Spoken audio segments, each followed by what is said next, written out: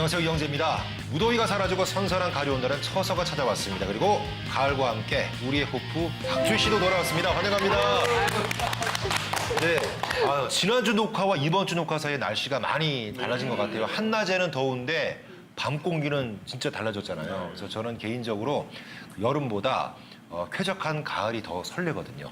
네. 선선한 바람이 불기 시작하면 밤에 잠자기가 아깝더라고요. 그러시죠? 네. 특별한 가을 계획 같은 거 세우고 계신 게 있으신가요? 가을 계획은 없고요. 얼마 없으면 또 이제 음력 8월 1일이 돌아오면서 이제 벌초 시즌이잖아요. 그러네요. 예, 벌초도 가야 되고 이제 얼마 뒤에 있을 추석 준비도 해야 되고 좀 분주하게 보낼 계획입니다. 예. 주부의 고뇌가 또 느껴집니다. 박주희 씨에게서. 예.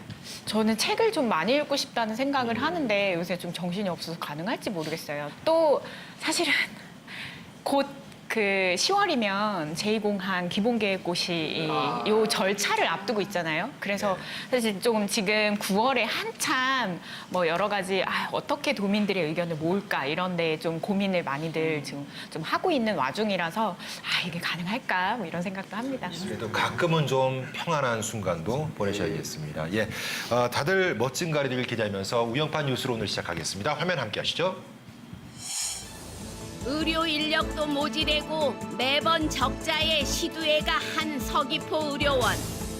결국 서귀포 시민들이 직접 제주대학교 병원신디 대신 운영해도랜 허염신디양. 서귀포 의료원의 달맘직한 운영 방법. 대신 운영하는 방법 뺏기 의신가양. 봉계동 주민들이 쓰레기 매립장 입구를 막아사수다. 제주시가 매립장 이용 기원을 도시 늘려도랜 허난 촘땅 버친 주민들이 용심난 건데야. 아무 대안 의식 감장만 도는 상황에 주민들 불신도 늘어만 감수다. 전국 건설인 노동조합 제주지역본부가 크레인 안전사고가 제주도 책임이란 허멍 공중우티서 시위 햄수다. 크레인의 도라매정이신 차를 보난 시민들은 가심 능착헌디양. 안전이 빠진 금칠락헌 상황. 시위하는 방법이 그런 것 암수다. 제주 두 번 차 공항 얼띠 현장 조사한 걸 발표하는 공청회가 열렸수다. 숨꼬리형 이디저디 이신 동굴 문제로 심한 말도툼이 생기고 환경 영향 평가를 졸바로 안 허였젠 헌 논란은 구짝 대엄신디야. 이제 사업 시작 허젠 험인 얼마 남지 않어여신디. 고자도 입장 차이를 좁히는 건 애려워 보염수다.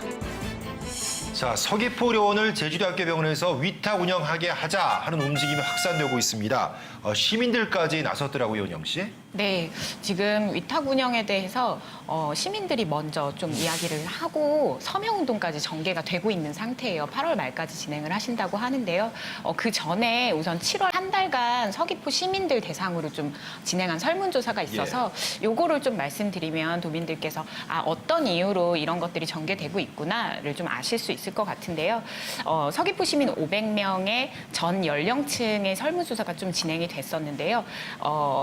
전화 설문조사가 아니라 한 명 한 명 찾아서 면접 조사였습니다. 그래서 사실 의료원의 이용 경험 자체가 많지 않은 이런 상황이긴 했습니다만 제주대학교 병원이라든지 다른 지역의 병원들에게 위탁을 하는 내용에 대해서도 찬성이 꽤 높았는데요. 81.2%가 좀 찬성을 하고 있는 이런 상황이었습니다. 그래서 찬성의 이유를 한번 좀 살펴보면 지금의 진료 수준보다는 더 높을 것이다.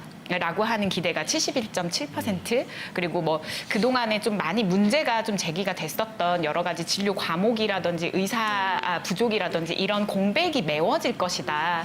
그리고 반대의 이유도 저는 좀 주목을 할 만하다. 그러니까 의료비가 상승할 것이다라는 그 의견도 23%가 좀 넘었고, 그리고 의료원 자체의 역량을 키워야지 위탁의 시스템으로 가는 것이 부적절하다라는 의견도 61.7%였습니다. 그래서 사실상 많은 시민들이 서귀포 의료원의 위탁 운영에 대해서는 어떤 찬성하는 이런 기조를 보이고 있지만 그 내면을 들여다보면 진료의 공백, 진료 서비스에 더 나은 것들을 원하고 있기 때문에 그 방법으로서 위탁 운영을 좀 채택을 하시고 있다. 이런 것들을 좀 살펴볼 수가 있어요. 어떤 결과적인 서명운동 전에 서귀포 의료원 자체의 어떤 역량을 개발할 수 있는 이런 체계적인 부분부터 좀 구조적인 것까지 살펴볼 수 있는 어떤 의료 전문가들이 모여서 머리를 맞대는 그런 체계에 대한 고민이라든지 이런 게 좀 선행이 됐었어야 하는 것이 아닌가라는 생각도 좀 들고요. 네. 그러니까 조금 첨언을 드리면 제주대학교 병원 위탁 운영에 81.2%가 찬성을 한다고 했는데 설문 문항을 보니까 성산, 대정, 표선, 안덕까지는 들어갔어요. 일단 이 서귀포 의료원과 좀 가까운 읍면동 지역을 중심으로 조사가 이루어졌고 아마 이 부분이 합쳐졌으면은 이 위탁에 대한 81%는 좀 더 낮아지지 않았을까라는 그런 생각도 들고요. 또 뭐냐 하면 예를 들어서 제주대병원 위탁이 아니고 서울대병원 위탁이면은 뭐 다른 뭐 연세대병원 위탁이면은 이거 사실 어떻게 보면 설문 문항을 어떻게 만드느냐 그 차이에 따라서 그런 거지 81%가 정말 진짜 제주대학교 병원을 위탁을 전적으로 동의하고 지지한다는 의미는 아니라고 이렇게 저는 개인적으로 해석을 하고 있습니다.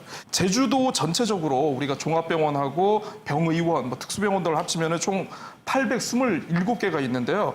이 가운데 제주시가 625개, 그리고 서귀포가 202개가 있다고 합니다.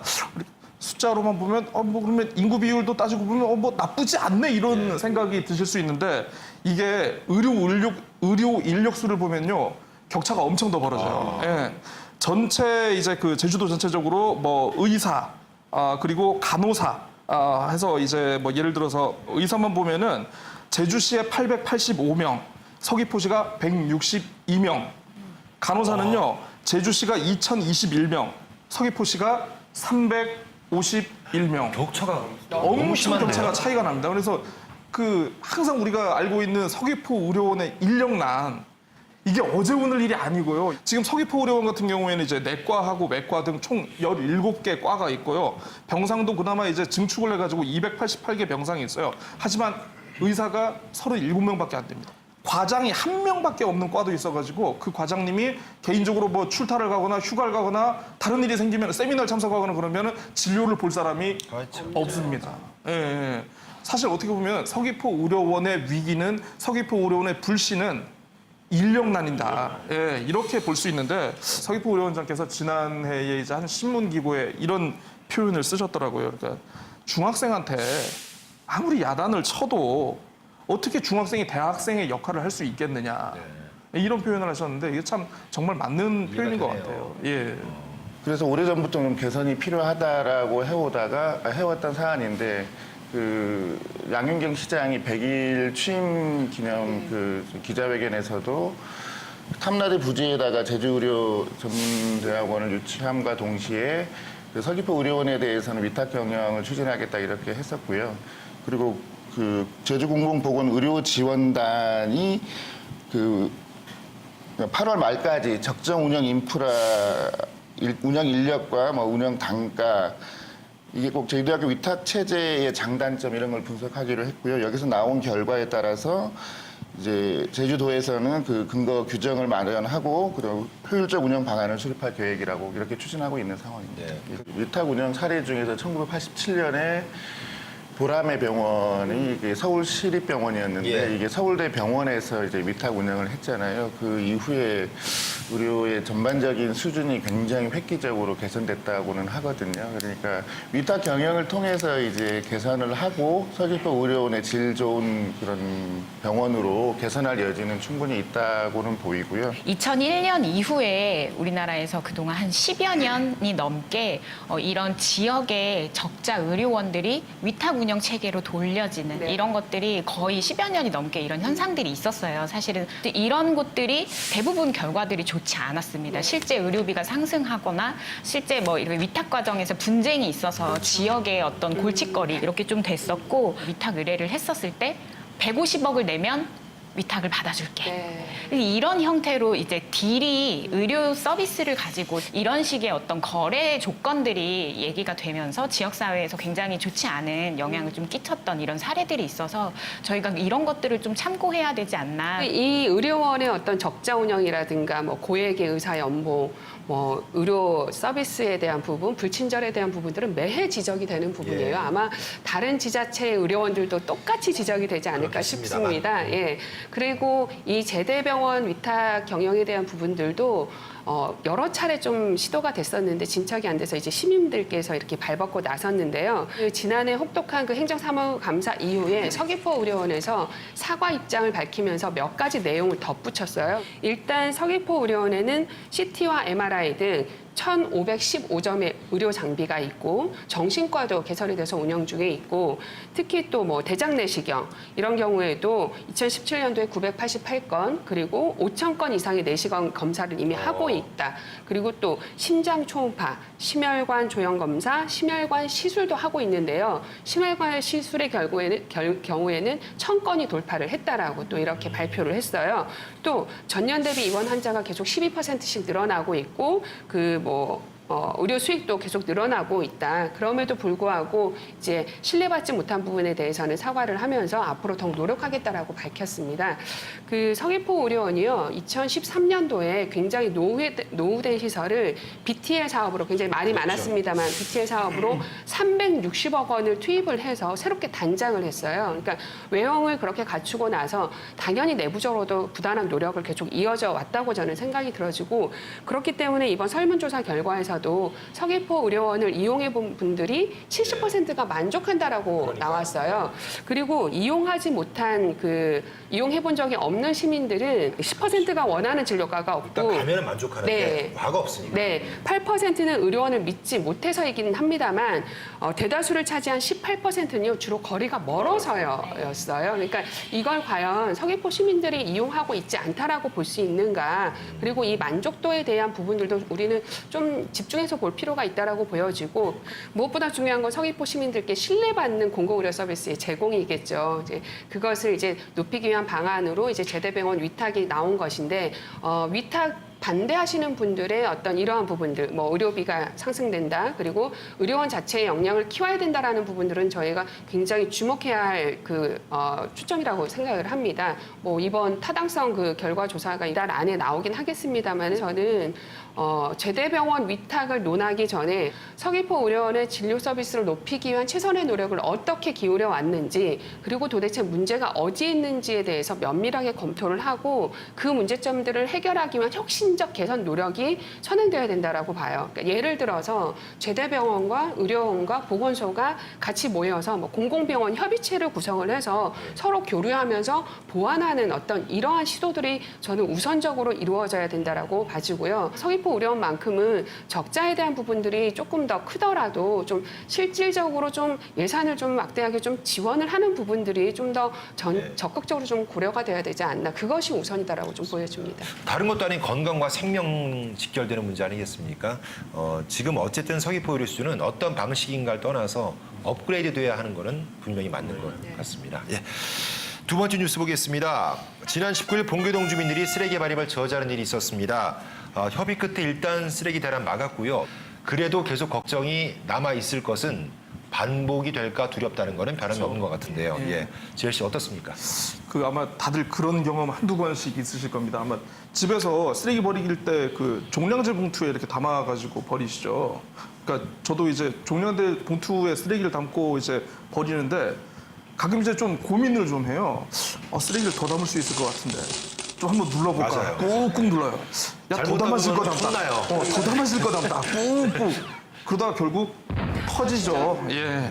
봉계동 매립장 자체가 이제 1991년에 착공을 해가지고 2001년 8월 준공이 됐어요. 그래서 실제 사용은 이제 1992년부터 원래 2002년까지 10년 동안 사용하기로 계획이 됐었는데 이게 중간에 이제 연장 운영을 한번 하게 됩니다. 그러니까 다들 아시겠지만 1995년부터 쓰레기 종량제가 전국적으로 도입이 되지 않습니까?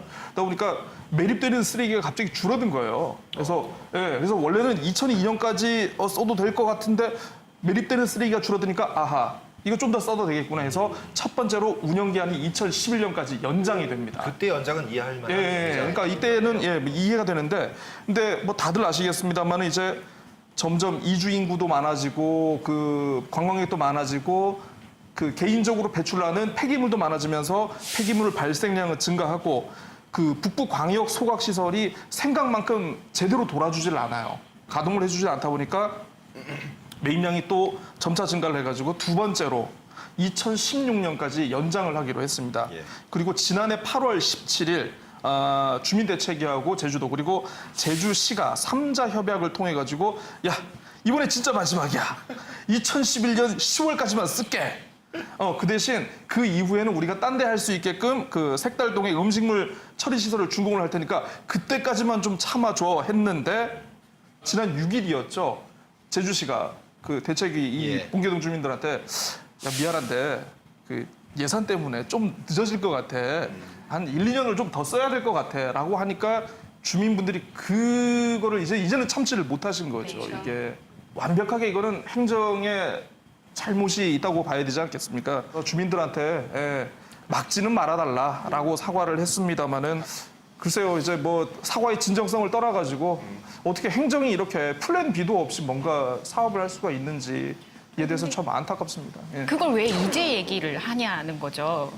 뻔히 그 행정에서는 앞두고 있었던, 그러니까 정해진 스케줄에 도래할 것이라고 뻔히 보이는 예측됐던 사례를, 예측되는 이 일들을 이제서야 주민들한테 얘기하면 당연히 화가 나죠, 사람들이. 따지신 거 아니죠? 아니, 제가 막 듣다가 또 화가 나가지고 사과는 분명히 하셔야 되는 부분이고 입장문에서 이런 얘기를 하셨어요. 인구 50만을 넘는 대도시 제주시가 쓰레기 문제를 해결하는 데는 시간이 필요하다는 점을 양해해 주시기를 부탁합니다. 이 이야기를 훨씬 더 전에 협의를 제안하면서 하셨어야죠. 네, 지금 주민들한테 통보식으로 얘기를 해놓고 직전에 그리고 반발하니까 이런 입장을 이야기하시는 것은 사실 공공의 어떤 영역을 주민들한테 떠넘기는 것과 마찬가지다 이런 생각이 좀 들고요. 그 봉계동 이번에 또 이렇게 사태가 일어나면서 어저께 다른 그 시민분한테 들은 거예요. 거기가 혹시 지나가면 냄새 나는 거기 맞아요? 라고 얘기하시더라고요. 예. 실제 지나가면 여름철에는 좀 나죠. 악취가 많이 심하거든요. 나죠. 네, 이거를 견디고 계시는 분들한테 이런 형태의 좀 그 행정의 조치는 굉장히 무책임한 부분이었다라고 다시 짚고 싶고요. 지금 제주시에서 19개 동이 하루 평균 150톤 이상의 음식물 쓰레기가 지금 계속해서 봉계동으로 가고 있는 이런 상황이에요. 이것을 좀 견뎌내는 주민들을 좀 배려하는 그런 조치가 전혀 없었고, 그리고 어저께 제가 또 다른 분한테 좀 들은 얘기예요. 그 아파트에 살고 계시는 분이었는데 단지 내 음식물 쓰레기를 투입하는 곳이 닫혀 있었다고 하더라고요. 안 열려. 네네. 근데 지금의 사태가 어떻게 할지 모르니까 관리실에서 그냥 일단 막아놓은 거예요. 그런 것도 있었겠네 진짜. 예. 네, 그래서 결국엔 이런 것들이 도민들한테 아주 직접적인 피해로 지금 가고 있는 거거든요. 그래서 이런 부분들이 단순히 봉계동 주민뿐 아니라 도민사회 전체적으로 공유가 됐어야 하는 상황이다. 더 이상 좀 이런 방식으로 업무 추진은 이제 좀 중단이 되었으면 하는 생각입니다. 도민들께서 지금 끄덕끄덕하는 소리가 지금 막 들리는 것 나중에 같아요. 나중에. 네. 지금 쓰레기 문제 해결함에 있어서 자꾸만 땜질식으로 하고 있어서 문제가 계속 커지고 있는 형국입니다. 그리고 지금 예산 확보에 대한 부분, 국비 확보에 대한 부분을 이야기했잖아요. 근데 국비 확보라는 게 정말 그만큼 원하는 바를 그때에 맞춰서 확보해 본 적이 거의 없을 거예요. 그러면 이미 예상이 되었던 거기 때문에 당연히 그때그때마다 이제 지역 분들께 이해를 구하고 또 이제 진행 상황을 알렸어야 됐는데 그러지 못했기 때문에 이 벌어진 사태에 대해서는 저는 뭐 조금 불편할지라도 그 분노 100번 이해가 됩니다. 그러니까 정말 행정이 너무나도 무책임하게 미루고 미룬 형국이다. 그리고 갈등을 좀 적극적으로 나서서 해소하기는커녕 이 갈등을 계속 부추기는 형국이다라고밖에 표현할 수 없겠고요. 그리고 또 저는 의회는 과연 무엇을 했는가 그동안. 네, 의회의 역할에 대해서도 저는 좀 지적을 하고 싶습니다. 이 사안이 작은 사안이 아니잖아요. 봉계동 주민분들만의 문제가 아니라 제주 시민 전체의 문제였습니다. 그렇다라고 한다면 뭐 해당 지역구 의원뿐만이 아니라 그 해당 상임위원 것들까지도 이러한 부분들에 대해서는 중간에 계속적으로 점검을 하고 그 부분이 진척이 원활하게 되지 않을 것이다라고 했을 때 당연히 본계 주민들께 그 부분에 대해서 소상하게 알려야 된다라고 지적을 했었어야 됐다고 봐요. 만약에 했다고 해도 그게 이루어지지 않은 것까지 챙기지 못한 것도 저는 의회의 역할이 좀 부족했다라고 지적을 하고 싶고요. 공공의 어떠한 것들을 위해서 일부 지역 주민들이 좀 감내하고 참는 사안일수록 약속된 것들이 어떻게 진행되는지 좀 명확하게 보고할 수 있는 어떤 조례를 이참에 좀 만들어야 되지 않을까라는 생각이 들 정도입니다. 그러니까 지금 매립장에도 지금 엄청난 양의 그 압축 쓰레기와 폐목재들이 엄청 쌓여 있잖아요. 그것도 원래 2022년까지 또 연장해줬어요. 연장해가지고 왜냐하면 이게 동곡리 소각장이 이제 광역 소각장이 이제 정상적으로 가동되고 하면 그때 예상해서 뭐 그 부분을 이제 처리할 수 있다라고 해서 2022년까지 이제 합의를 했는데 지금 또 제주도의 입장이 2027년까지 이제 연장하겠다 이런 입장이잖아요. 역시나 그 주민들에게는 근데 왜 또 우리가 또 양보해야 돼 이런 부분을 분명히 줄 수 있는 것 같고 이런 상황이 되면 역시나 그러니까 불편을 감수할 수 있을 만큼 어떤 선심성 행정을 통해서 복지 그 지역의 복지를 늘려준다거나 뭐 이런 거 아마 타결하는 중인 걸로 알고는 있는데요. 수건 사업을 해결해주는 차원에서 뭐 좀 그런 뭐 하죠. 도로 부분도 네. 있고 뭐 이런 부분이 있는데 좀 그때 상황을 모면하려고 하는 어떤 그런 것들이 계속 반복되다 보니까 그런 부분에 불만이 생기면 또 선심으로 이제 잠재워야 되는 약간 그런 악순환인 것 같은데 제가 이제 요새 그런 부분에 좀 관심이 있어서 좀 본 게 있는데 그 과학적인 어떤 그런 종합해서 처리할 수 있는 그런 시설들이 있잖아요. 그런 부분들의 도입도 이참에 지금 고려해야 될 때가 아닌가. 이번에 이 음식물 쓰레기 반입 거부 사태를 보면서 제가 알아본 게 하나 있어요. 음식물 쓰레기 건조기. 전체적으로 하기엔 좀 그렇다라고 한다면 한 지역만, 한 마을만 좀 시범적으로 한번 해보는 건 어떨까. 좀 지금 여기 짓고 저기 짓고 이러한 부분들이 아니라 좀 아까 말씀하셨던 좀 촘촘하게 들어가는 어떤 이러한 해결책들이 좀 나왔으면 좋겠다라는 생각이 들어지더라고요. 예. 동계동 주민 일부분께는 그런 말씀을 하시더라고요. 그러니까 자꾸 이런 식으로 협의를 하니까 그때까지 해줄게 해서 안 하면 그만이지 않느냐. 차라리 이때까지 안 되면 어떡할래? 3개월 후에 안 되면 어떡할래? 6개월 후에는 어떡할래? 그런 대책들을 꼼꼼하게 그 뭐 몇 개월부터 몇 년까지 그렇게 짜놔야지 다른 소리 못한다. 참 답답합니다. 어쨌든 제주의 쓰레기 문제나 하수 문제 같은 거는 분명히 장기적이고도 확실한 대책이 필요한 부분이라는 생각이 들었습니다. 자, 계속해서 오늘의 메인 토크로 넘어가겠습니다. 이제 1년밖에 안 남은 도시공원 일몰제. 도내 39개 도시숲이 보존이냐 개발이냐 곱갈라진 질의 상위수다. 그중에 동펜이 도시공원엔 임대주택을 지식해 놔난 이거여 저거여 말이 한디양. 제주도가 내놓은 민간공원 특례제. 개매양 도시숲을 지킬 수 있는 방법이 될 건가양? 네, 제주도가 화북동 일대에 임대주택을 조성할 예정입니다. 근데 이게 일반적인 계획이 아니라 도시공원 일몰제에 따른 시책이기 때문에 아마 논란이 많이 되고 있는 것 같은데 말이죠. 이제는 많은 도민들께서도 좀 익숙해진 용어이기도 하겠습니다만 도시공원 일몰제 과연 이게 정확히 어떤 제도인지 알고 넘어가도록 하겠습니다. 법적으로 정확하게 해설해 주실 분이죠.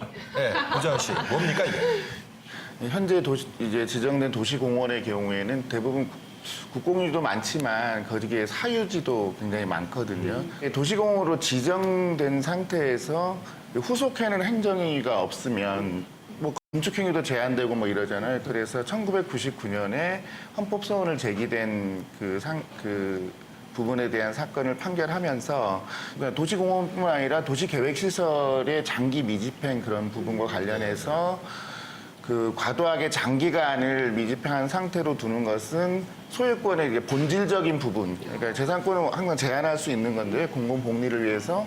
근데 본질적인 부분을 침해하고 있다 이렇게 판단을 했어요. 그래서 위헌이라고 했는데 문제는 위헌이라고 딱 판결을 해버리면 그 시점에서 이미 지정된 그런 부분에 바로 영향을 줘서 거기도 막 같이 이제 해제가 돼야 된다는 이럴 수 있잖아요. 그래서 헌법 불합치 결정을 내리는 겁니다. 이 헌법 불합치 결정이라는 거는 그러니까 그 위헌은 위헌인데 그 기간에 혼란이 올 수 있는 그 기간을 위해서 법적으로 이 문제를 해결해 보세요라고 했던 거거든요. 그래서 2000년에 국토의 계획 및 이용에 관한 법률에서 이런 도시계획 시설로 지정이 됐는데 그 기간을 20년으로 보고 20년간을 미집행 상태로 두면 자동으로 지나면 해제된다 이런 거고 그래서 2000년 7월 1일에 시행을 했기 때문에 2020년 7월 1일이 되면 이제 자동으로 이제 해제돼 버리는 그런 거거든요. 그래서 이제 더 이상 사용할 수 없다 해서 이제 도시공원 일몰제 이렇게 얘기하고 있는 거죠. 그러니까 쏙쏙 들어와요. 박수. 우와. 역시 네. 달라요. 예. 근데 그 기간을 20년이나 여유를 줬으면 준비할 시간이 꽤 있던 것 같은데 그게 핵심. 결국은 준비를 소홀히 했다. 이거겠네요. 봉계동 생각나죠. 그러네요. 점점 오고 있는데 이번에는 20년이었는데 라는 그런 생각이 좀 나는데요. 좀 도시공원이 왜 필요한지 어떤 부분이 가장 중요한 가치인지에 대해서 조금 먼저 말씀을 드리고 싶은데요. 해외에서는 녹색 복지라는 이야기를 해요. 경제 강국 그리고 경제 가치가 사회의 1순위 이 기준인 미국에서도 걸어서 우리 집이 걸어서 10분 거리에 공원이 있는가 없는가가 녹색 복지를 판가름하는 기준입니다. 그래서 베를린이 그 독일의 베를린이 26.9%가 이런 그 도시 그 면적의 부분을 차지하고 뉴욕도 네 미국 뉴욕도 20%가 넘어요. 23%고 그 빽빽한 빌딩들이 있는 뉴욕조차도 네, 맞습니다. 그리고 파리도 10%가 넘는데 서울 같은 경우에는 5.3%예요. 서울을 비롯해서 지금 전국 광역의 지자체 중에 이렇게 생활권 도시림 이런 면적 순위로 봤을 때 제주도가 높을 것 같지만 사실 생활권역으로 보면은 거의 뭐 많지 않습니다. 17개의 그 지자체 중에 11위 정도밖에 되지 않고요. 지금의 도시숲도 많은 수준은 우리가 아니다. 두 번째로는 미세먼지를 저감하는 효과가 있어요. 실제 그 서울시 같은 경우에는 미세먼지의 42%를 도시숲에서 저감을 한다라는 구체적인 연구 결과가 있고 또 폭염, 이번에도 얼마나 더웠습니까? 특히 작년에는 정말 많이 더워서 수십 명의 폭염 사망자가 조금 나왔었는데요. 폭염의 온도를 낮추는 이런 효과도 있고 또 제주에서 좀 주목할 만한 효과가 있죠. 빗물을 머금습니다. 지금 도시에서는 아스팔트에서는 사실은 빗물이 흘러가죠, 바다로. 아스팔트와 이런 도시숲, 이걸 두 개지를 이렇게 절대 비교했을 때 빗물 침투량이 25배가 넘는다고 해요. 네. 그래서 도시숲이 실제 도심권 자체의 순환 체계를 만드는데 되게 핵심적인 역할을 하거든요. 그래서 우리가 좀 이 도시공원에 대해서 주목할 필요가 있다. 이런 말씀을 좀 드리고 싶습니다. 네. 우리가 조금 나가면 이제 굉장히 숲도 많고 하긴 하거든요. 육지에서 내려온 이제 분들이 제주에 오면 정말 숲이 많다고는 해요. 어디가나 뭐. 근데 정작 중요한 게 아까 얘기한 것처럼 도시숲 같아요. 네. 그러니까 제가 생활하는 공간에서 쉽게 가서 이제 걸을 수도 있는 어떤 이런 공간들이 굉장히 삶의 질에 영향을 주는 것 같고 맞아요. 실제 저도 어떤 뭐 주택을 구입해야 된다거나 뭐 이사를 할 때 거의 제일 먼저 보는 게 그런 부분이거든요. 예. 그러니까 뭐 아파트 안에 이제 공원이 조그맣게라도 이렇게 조성돼 있으면 저녁에 잠깐 나왔을 때 그리고 아침에 이렇게 걸었을 때 이럴 때 주는 그런 게 있거든요. 오히려 한라산에 있는 그런 숲보다 어쩌면 도시 안에 있는 숲이 정말 많이 중요하다는 생각이 들어요. 아유 우리 제주도 뭐 한라산도 있고 바다도 있으니까 하고 좀 안심했던 게 이 도시 안의 공원의 면적이 그다지 많지 않았던 이유가 아닌가 싶기도 하고요. 예, 주시. 일단 지금 각 지자체가 그 도시공원 일몰제 때문에 굉장히 분주하게 움직이고 있습니다. 그래서 이것들을 뒷받침해주기 위해서 이제 정부에서도 그 대책 방안들을 지난해 뭐 4월, 올해 5월에도 발표를 한 바 있는데요. 지방채에 대한 이자 지원을 이제까지는 현행 50%였는데 70%로 확대하고요. 그리고 또 LH 공공사업을 통해서 뭐 공원 조성을 추진한다. 그리고 또 공원 기능 유지할 필요가 있는 국공 유지에 대해서는 이제 10년간 실효 유예를 하고요. 또 공원 조성 시에 필요한 심의 평가 절차를 좀 신속하게 하겠다. 왜냐하면 이제 시간이 얼마 남아 있지 않기 때문에 이제 신속하게 처리하겠다. 다소 우려가 되는 부분은 심의 평가 절차가 과연 간소화되고 신속하게 처리가 되는 게 맞을까? 그 공공임대주택 사업 경우에 마땅히 거쳐야 될 과정들이 좀 생략되면 또 다른 문제가 발생할 수 있기 그래서 때문에 진작에 했어야 된다는 얘기죠. 그래서 이러한 부분들에 있어서 지금 여러 지자체에서 문제가 이미 발생하고 있고 우리 제주도도 지금 조짐이 보이죠. 그래서 지금이라도 국토부가 이 부분에 있어서 자칫 잘못하면 정말 보존할 가치가 있는 환경을 파괴하거나 난개발을 부추길 수도 있는 거거든요. 그래서 이런 부분들은 좀 다시 한번 좀 검토가 이루어져야 될 것 같고요. 재정적 지원에 있어서도 중앙의 책임도 분명히 어느 정도는 저는 있다고 봅니다. 예, 지방정부에서 준비하지 못한 부분도 있습니다만 지금 지방채 이자 지원 정도 수준의 어떤 이런 재정 지원이 아니라 좀 더 폭넓게 좀 적극적으로 어떤 이런 예산, 재정의 지원들도 좀 있어야 되지 않을까 좀 살펴보면서 그런 부분들은 좀 아쉽더라고요. 박주 씨 얘기 들으니까 영화 친구의 한 장면이 생각납니다. 절차 간단하게 해줄게. 복잡하게 해도 된다. 간단하게 말할게. 복잡하게 말해도 된다. 급박하니까 이렇게 된 거 아닙니까? 답답합니다. 네. 사실 이 도시공원 자체도 아까 우리가 얘기했던 봉계동 매립장과 같이 원래는 이제 중앙 정부가 추진을 해왔던 사업이죠. 이게 95년도에 그 지방자치제도가 부활을 하고 지방자치가 이제 출범을 하면서 이게 그 어떤 책임과 권한이 이게 지방 정부로 어떻게 보면 이게 좀 넘어온 측면이 있는데 사실 지방 정부가 해소하지 못하는 부분은 분명히 있는 것 같아요. 그래서 그 중앙 정부도 그거에 대해서 좀 많이 고민을 하는 것 같더라고요. 그래서 저는 이렇게 고민을 할 때 주로 이제 중앙 정부가 많이 쓰는 방법이 경쟁을 시키더라고요. 지난 14일에 국토부가 이에 전국 지자체별 공원 일몰제 대응 현황이라는 걸 이렇게 발표를 했습니다. 그래서 뭐 보니까 이제 뭐 공원 조성을 어느 정도로 계획하고 있는가, 그리고 이제 예산을 앞으로 얼마 정도로 확보할 것인가, 이렇게 몇 가지 기준을 바탕으로 가장 적극적인, 가장 의지가 남다른 지자체를 뽑았는데 부산과 인천 그리고 우리 제주도가 이렇게 꼽혔더라고요. 그래서 상위권으로. 예, 그렇죠. 상위권으로 꼽혔는데 네. 실제로 그 지난 2015년에 한 차례 그 공원 실효 조치, 그러니까 일몰제를 통해 가지고 공원지구에서 해제를 한 그런 사례가 있었어요. 전국적으로 이때를 통해 가지고 아마 절반 이상이 아마 해제가 됐던 것 같은데 제주도는 2015년에도 공원을 단 한 건도 해제를 하지 않았고요. 내년에 이제 해제 대상을 그대로 계속 가지고 갈 거라고 합니다. 예, 그래서 뭐 이 가운데 전체적으로 한 사유지가 65%이긴 한데 뭐 이거 관련해서 이제 부지 매입비로 앞으로 2023년까지 지방채를 발행해가지고 이렇게 해서 좀 계획적으로 이렇게 대응해 나갈 예정이라고 합니다. 예. 말씀하신 것처럼 일몰제에 대한 대비를 잘 하고 있느냐, 제주가 상위권이잖아요. 근데 이게 최대한 많은 공원을 지키겠다 이런 거에서 평가를 더 받은 건지, 아니면은 그 특례제를 이용해서 임대주택 공급 계획을 참 잘했네, 이래서 그런 평가를 받은 건지 아직도 좀 헷갈리는데, 일단 동부공원 임대주택 계획을 살펴보면은 아마 알 수 있을 것 같다는 생각이 듭니다. 박주희 씨, 왜 이 계획이 그런데 논란에 휩싸인 거죠? 지난달 22일이었죠. 제주도가 그야말로 깜짝 발표를 했습니다. 2024년까지 제주시 화북 이동과 도련 이동에 그 동부공원이 있는데요. 그 인근의 토지를 매입을 해서 총 32만 1,300평방미터. 예. 이 부지 중 일부를 1,784세대의 공공주택을 짓고 나머지는 이제 근린공원을 조성하겠다라는 계획이 발표됐는데 정말 깜짝 놀랐어요. 저도. 이게 아까 말씀드렸던 장기미집행 도시공원 대책의 일환으로 공공임대주택 사업입니다. 근데 이게 민간공원 특례제도를 활용한 거예요. 이게 어떤 거냐면 이렇게 지방이 재정이 열악하니까 민간 사업자가 그 토지를 전부 다 매입을 해서 그중에 70%는 공원으로 조성해서 기부 체납을 하고 나머지 30%에 한해서 뭐 주택을 짓는다거나 상업시설을 설치할 수 있는 그렇게 제도예요. 하면 지켜주겠다. 네. 네. 근데 중요한 것은 인근 주민과 토지주들은 뭐 어떤 소통도 없이 그냥 일방적으로 추진되고 갑자기 발표가 된 형국인 거예요. 이곳이 97%가 사유지라고 해요.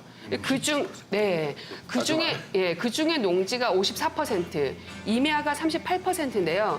이분들이 이 부분을 거의 생계 유지형으로 이용을 하고 있다고 합니다. 그러니까 하루아침에 갑자기 재산권 위협받죠. 그리고 생계권도 위협받기 때문에 지금 현재는 그 토지주들과 지역 인근 주민분들이 대책위원회를 구성을 해서 그리고 또 이 공간이요. 녹지 어떤 그 환경이 굉장히 잘 조성이 되어 있기 때문에 미래에 보존할 가치가 충분히 있다. 그래서 지금 택지 개발 중단하라고 요구하고 있는 상황이라고 합니다. 네. 근데 그 사실 이제 특례제도 자체에 대해서는 좀 부정적으로 볼 필요는 없다고 봐요. 그러니까 이거는 이제 어떻게 보면 이제 그 임대주택을 조성하는 게 어떻게 보면 특례제도의 한 갈래로서 지금 이렇게 추진되는 거라서 이게 문제가 되는 거지. 현실적으로 제가 봤을 때는 뭐 국가나 지방자치단체의 재원만을 가지고 저 수많은 전국의 많은 일몰공원들, 그러니까 저 도시공원 일몰을 어떻게 감당할 수 있는 방법은 절대로 없다고 봅니다. 그런데 민간의 좋은 아이디어를 활용을 해가지고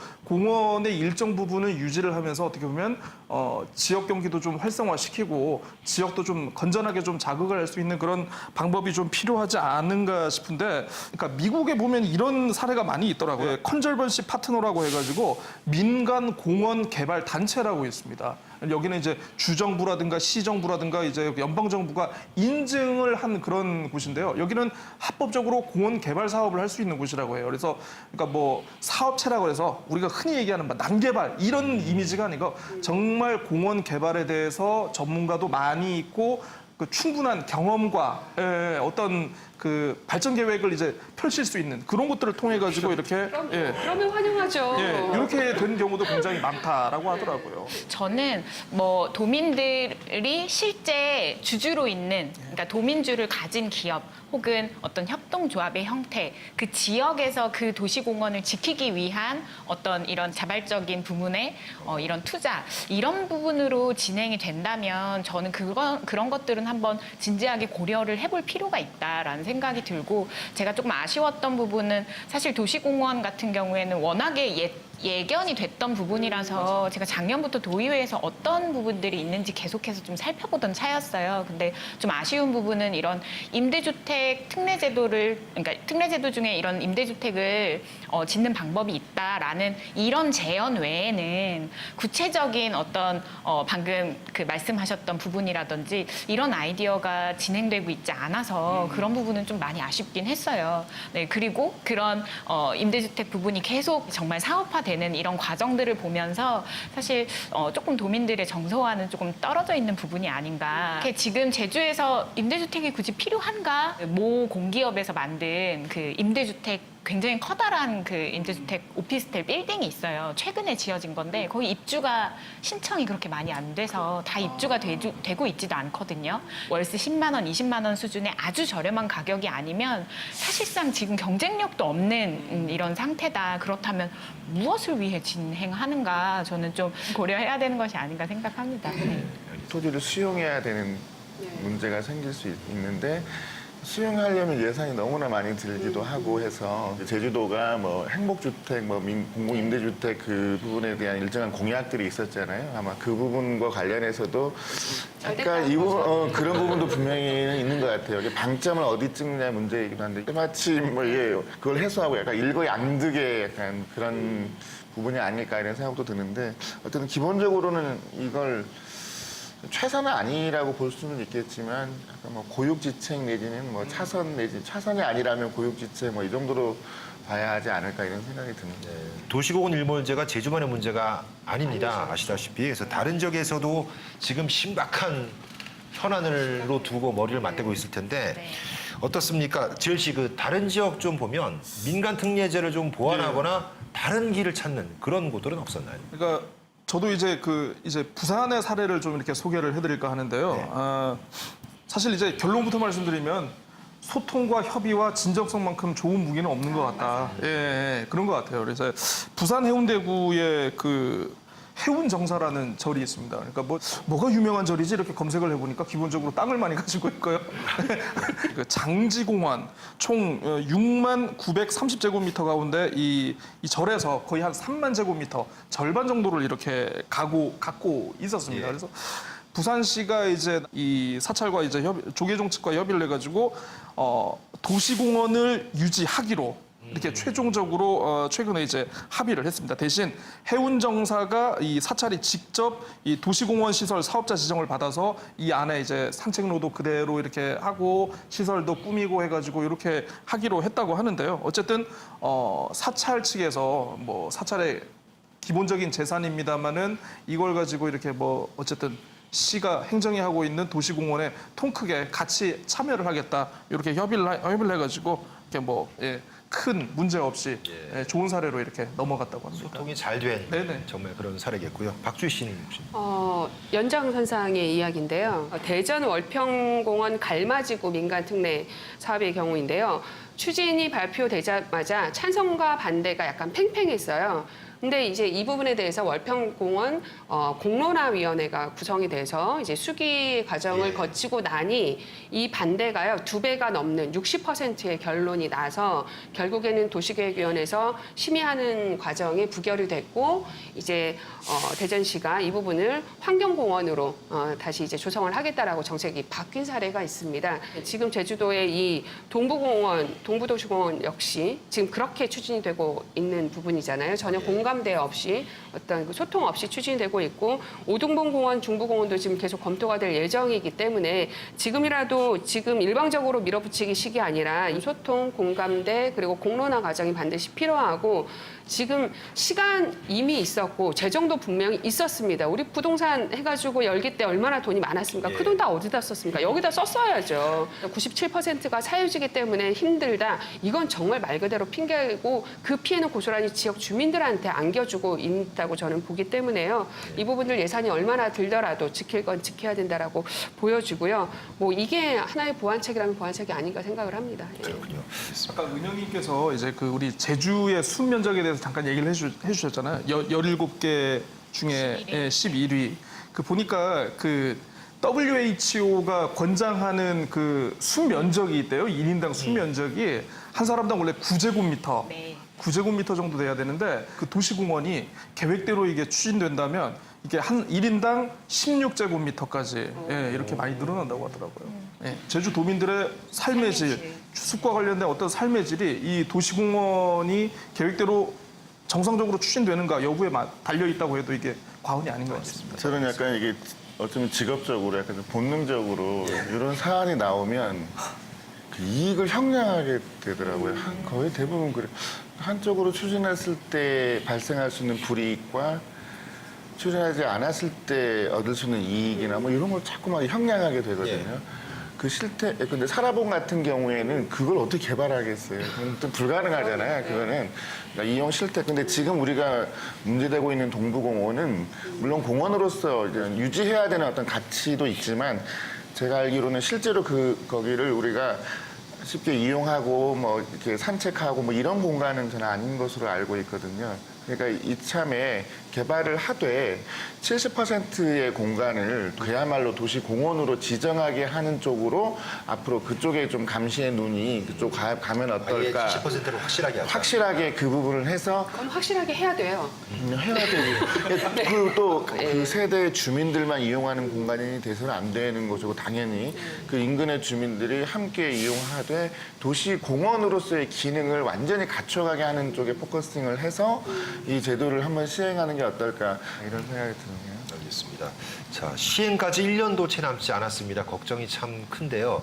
좀 과장될 수도 있겠습니다만 자칫하면 우리가 어제 오늘 아침 산책하던 공원들이 사라질 수도 있는 일인 것 같습니다. 도시공원은 계속 말씀드린 것처럼 사유지 면적이 크기 때문에 행정과 주민이 함께 고민해야 할 그런 문제가 아닌가 싶은데 말이죠. 자, 끝으로 일몰제 시행을 앞두고 이런 준비가 지금 시급하다, 당장 하자 이런 말씀 나누면서 시간을 좀 마치도록 하겠습니다. 먼저 박주희 씨. 네.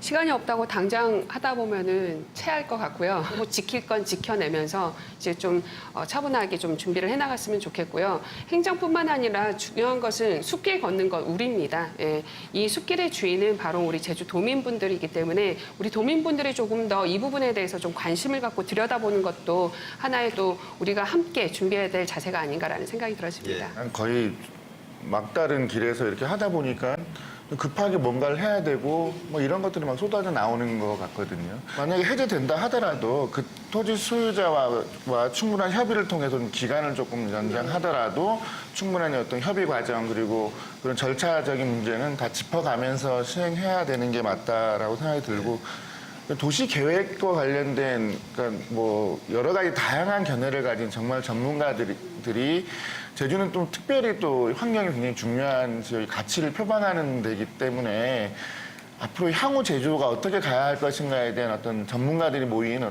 그런 속에서 충분한 협의를 통하면서 그런 계기가 되는 어떤 그런 사안이 됐으면 좋겠습니다. 오늘 우영팟에서 서귀포 의료 다뤘고 쓰레기 다뤘고 도시공원 다뤘는데 실제 우리를 행복하게 하는 것들은 이런 문제들이잖아요. 국토부에서 제2공항 관련 KBS에서 토론회가 있었을 때 전문가분이 한 분이 이런 이야기를 했습니다. 나라에서 수조 원을 들여서 제주에 공항을 지어준다는데 감사하게 생각해야 된다라고 얘기를 했습니다. 저는 그렇게 생각해요. 도민들이 실제 자기가 사는 공간에서 행복하려면 어쩌면 제2공항의 수조 원이 아니라 자기가 살고 있는 이 도시숲을 지키는데 수천억을 국토부에서 지원해 주는 것이 오히려 훨씬 더 낫겠다. 이런 굉장히 좀 단순한 생각도 좀 갑자기 좀 들게 됐네요. 네. 오늘 그 나온 작은 주제와 큰 주제를 묶어서 얘기해 주시니까 아이디어가 생각이 하나 났어요. 특례제를 이용해서 30% 면적에 공공병원을 세우는 거예요. 아니 환자들이 이제 딱 치료받고 숲을 딱 보면서 힐링을 하고. 치유도 되고 예.